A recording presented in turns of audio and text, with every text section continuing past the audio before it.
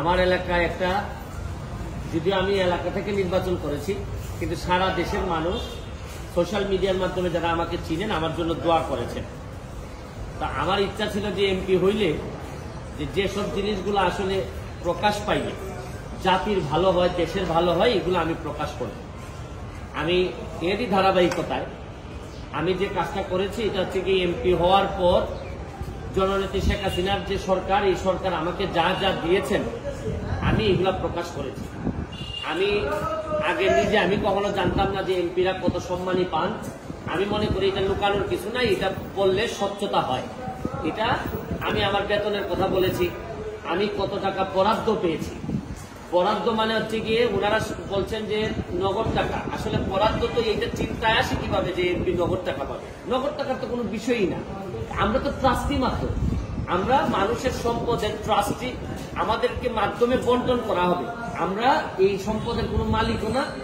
ব্যাংকের যেভাবে ব্যাংক কর্মকর্তা যেভাবে আমার টাকা জমা নেন আবার আমার টাকা ফেরত দেন, কিন্তু ওনার হাত দিয়েই যায়, কিন্তু এই টাকার মালিক তো উনি না, উনি হচ্ছেন গিয়ে ট্রাস্টি। একই রকম আমি এমপি হিসাবে আমি ট্রাস্টি মনে করি। আর স্বচ্ছতার বিষয়ে আমি বলছি যে এত এত টাকা পেয়েছি।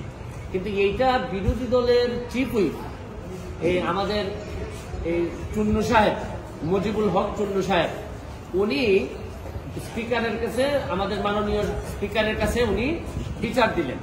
তো যেহেতু পয়েন্ট অফ অর্ডারে উনি বলেছেন, আমি উত্তর দেওয়ার সুযোগ পাই নাই।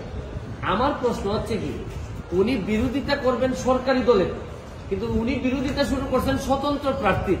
এবং কি বিষয়ে বিরোধিতা, উনি তো আরো খুশি হওয়ার কথা যে আমরা আমাদের হিসাব দেওয়া শুরু করছি।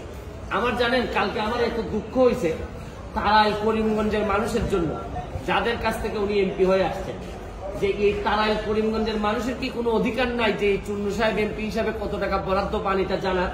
মানে ওনার বক্তব্য ছিল যে কোনোভাবে যেন আমি ফেসবুকে না জানাই যে কে কত টাকা পায়। আরে আপনি জানেন যে এইবার মাননীয় প্রধানমন্ত্রী জননেত্রী শেখ হাসিনা আমাদের সবাইকে শাড়ি দিয়েছেন এলাকায় বন্টন করার জন্য। এই শাড়ি কি আমি প্রধানমন্ত্রীর উপহার কি আমি বলবো না? মানে আমি কি এটা লুকাই রাখবো? লুকাই রেখে কি আমার কি এটাকে আমি বিক্রি করে দিব? তা আমি বুঝলাম না স্বচ্ছতার মধ্যে প্রবলেমটা কোথায়। আমি যদি স্বচ্ছ হইতে চাই, আমি যদি যে বরাদ্দ পাই এটা যদি আমি বলে দিতে চাই, বলি জনগণকে, তো এইখানের মধ্যে এমপি হিসাবে আমি অপরাধটা কি করলাম? আর আরেকটা জিনিস হচ্ছে গিয়ে, আমি বারবারই বলছি এমপি কিন্তু আমার পেশা না। আমার পেশা হচ্ছে গিয়ে বিং এ ব্যারিস্টার। আমি এখানে প্র্যাকটিস করি সুপ্রিম কোর্টের আইনজীবী হিসাবে। আর আমি কথা দিছি যে আমি এমপি হিসাবে একটা টাকা হারাম খাবো না, আমার রক্তের মধ্যে হারাম যাবে না। সুতরাং রাষ্ট্রের টাকা, জননেত্রী শেখ হাসিনার সরকারের টাকা, এটা যে টাকা আসবে এটা আমি সবার সামনে তুলে ধরবো। এখন আমার কেন জানি মনে হইতেছে যে মুজিবুল হক চুন্নু সাহেবের হয়তো আমি বলে দেওয়াতে সমস্যা হচ্ছে, যে উনার মনে হয় রাজনীতি করাটাই পেশা। এটা থেকেই উনি সবকিছু নির্বাহ করেন কিনা আমার জানা নাই, কারণ উনার আলাদা কোনো পেশা থাকলে এটা নিয়ে উনি কোনো চিন্তা করতেন না। তবে কালকে উনি একটা বুদ্ধি করে কাজ করছেন, বাকি সব এমপিরা ওনার দলে টানার চেষ্টা করছেন যে 349 জন এমপির নাকি বদনাম হচ্ছে। আরে কি আশ্চর্য কারবার! একটা মানুষ এমপি হওয়ার পর তার বরাদ্দ সে বলবে না যে আপনার জনগণের এই বরাদ্দ আসছে, আপনারা আপনারটা ভাগ করে নেবেন। এটার বলার মধ্যে শুনেন, এই মুজিবুল হক চুন্নু সাহেব সম্ভবত এই প্রথম বঙ্গবন্ধুর একজন আদর্শের সৈনিকের মুখোমুখি হয়েছেন। এর আগে হয়তো উনি ওইভাবে মিট করেননি, কারণ উনি তো হচ্ছেন গিয়ে একজন স্বৈরা শাসক এরশাদের নেতা। স্বৈরা শাসক এরশাদ, যিনি সারা জীবন এরকম জোর জবরদস্তি আর টাকা বানানো ছাড়া তার নেতা কর্মীদের খুব বেশি কিছু শিখাই যান নাই। সবার না, অল্প কিছু নেতাদেরকে, যারা অনেক টাকার মালিক হয়েছেন এরশাদের আমলে। উনি তো এরশাদের স্বৈর শাসক এরশাদের একজন নেতা হয়ে উনি বঙ্গবন্ধুর আদর্শের সৈনিকের, প্রকৃত আদর্শের সৈনিকের মুখোমুখি এই প্রথম সংসদে হয়েছেন মনে হয়। এর আগে হয়তো তীব্রভাবে কারো মুখোমুখি হন নাই। এই জন্য উনার একটা গাত্রদাহ। আর এত গাত্রদাহ কিসে? আরে ভাই আমার টাকা এটা। আর আরেকটা বিষয়, আমি যে আমার এলাকায় বলছি যে আমি 29 কোটি টাকা পাইছি বরাদ্দ, আমি কি কোনো কথা মিথ্যা বলছি? মিথ্যা বললে উনি আমার বিরুদ্ধে ব্যবস্থা নেই। আমি বলতে পারবো না, মানে আমি বরাদ্দ পাইছি এটা আমি বলতে পারবো না আমার এলাকায়, মানে কি আমি কি চুরি করতে চাই? মানে বিষয়টা যদি হইতো যে আমি এই টাকা পাই নাই, আমার 25 কোটি টাকা দেওয়া হয়েছে রাস্তা বানানোর জন্য, এটা আমার বরাদ্দ, আমি বলে দিব কোথায় কোথায় রাস্তা হবে। আমাকে দেওয়া হয়েছে মসজিদ মন্দিরে টাকা দেওয়ার জন্য 2 কোটি, এটা আমার বরাদ্দ, আমার নামে আসবে, আমি এগুলা দিয়ে দিব কোথায় কোথায় বরাদ্দ। টিআর কাবিকে আসছে আমার নামে, আমি দিব, কোথায় কোথায় বরাদ্দ দিয়ে দিব। আমার শুধু নিশ্চিত করতে হবে এই টাকাটা যেন আমি এবং আমার পরিবার খেয়ে না ফেলে, বা আমার লোকজন যেন খেয়ে না ফেলে। এইটার মধ্যে লুকালুকের কিছু আছে বলে আমার মনে হয়। আচ্ছা, আপনি কি এখন তাহলে এই যে সমস্ত ফেসবুকে দিতেন বরাদ্দের বিষয়গুলো তাহলে দিতেই থাকবেন? এটা ওই যে ওই আপনার চুন্নু সাহেব, আমি আপনার একটা কথা বলি, এর চেয়ে বড় বড় সাহেবদের সাথে আমার দেখা হয়েছে, তাও আমার চরিত্র বদলায় না। আমি আমার যে কাজ বিশ্বাস করে করি, সত্যতার সাথে করার চেষ্টা করি। যতদিন করবো ততদিন এমপি থাকবো। এটাকে আমার বাপের পোস্ট নাকি যে সারা জীবন থাকা লাগবে এখানে? আমার যদি যোগ্যতা না থাকে, আমার চেয়ে ভালো লোক যদি আসে এমপি হবে। কিন্তু আমি যতদিন আছি ততদিন যেটা সাধারণ মানুষের, আমি চুন্নু সাহেবের কথায় আমি এমপি হইনি। আমি এমপি হয়েছি আমার 7 লাখ মানুষের ভোটে এবং দোয়া এমপি হয়েছি এবং ল্যান্ডস্লাইড ভিক্টরি হয়েছে আমার। আমি আমার জনগণকে খুশি করার জন্য যা করব তাই করব। আমি এর বাইরে কোনোদিন যাওয়ার প্রশ্নই আসে না। এটা তো শুনেন।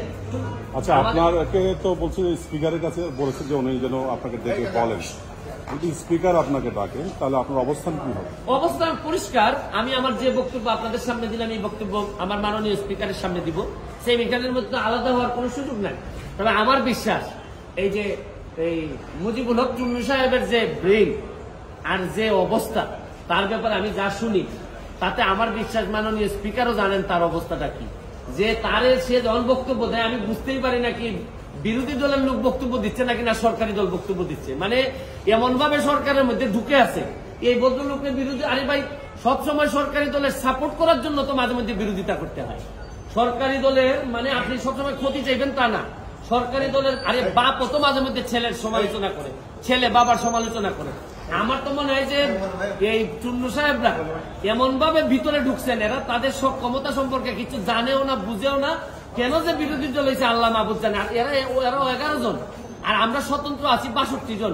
আমরা তো হিসাবে তো আমরাই বিরোধী দল হওয়ার কথা, কিন্তু এখন কারণে ও কারণে আমরা যেহেতু ওনারা একটা দল হিসাবে আসছেন, তা আমরা ওনারা মেনে নিছি।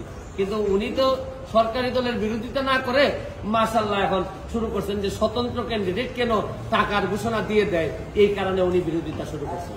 আমার এখন তার এলাকার করিমগঞ্জবাসীর জন্য আল্লাহর কাছে দোয়া করা ছাড়া আপাতত আর কোনো পথ নেই।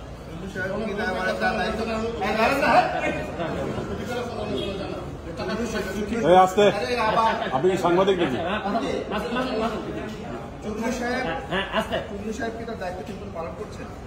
আমি তো উনার দায়িত্ব কিভাবে পালন করছেন আমি জানি না। আপনাদেরকে একটা নমুনা দিলাম। উনার দায়িত্ব ছিল হচ্ছে বিরোধী দল হবে, সরকারের সমালোচনা করবে, সরকার যেন সঠিকভাবে চলতে পারে, দেশে যেন দুর্নীতি মুক্ত হয়, এইগুলার জন্য উনি প্রতিবাদ করবে। এটাই বিরোধী দলের দায়িত্ব বলে জানি। বিরোধী দলের দায়িত্ব যে স্বতন্ত্র, যে একটু ভালো কাজ করতে চায়, সৎ হইতে চায়, তারে যে চাপটি মারিয়া ধরে সংসদ থেকে বের করে দেওয়ার প্ল্যান করছেন, এইটা তো আমার জানা ছিল না। আমার মনে হয় না এটা কোন পৃথিবীর কোন জায়গায় বিরোধী দলের দায়িত্ব এটা হইতে পারে। আমার এটা জানা। Thank you. Thank you.